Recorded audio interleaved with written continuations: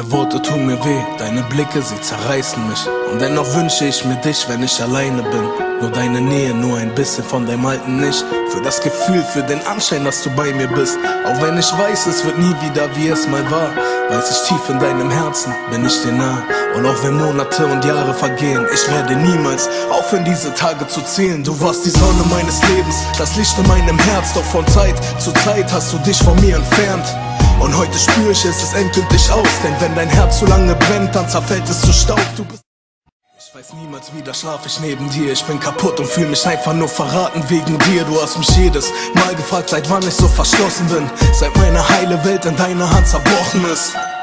Sag, warum rufst du an? Warum schreibst du mir? Ich schwöre, ich verfluch dich, wann hat das alles mal ein Ende? Ich spür unter mir den Boden nicht. Denn ich kann nicht mit dir und nicht ohne dich.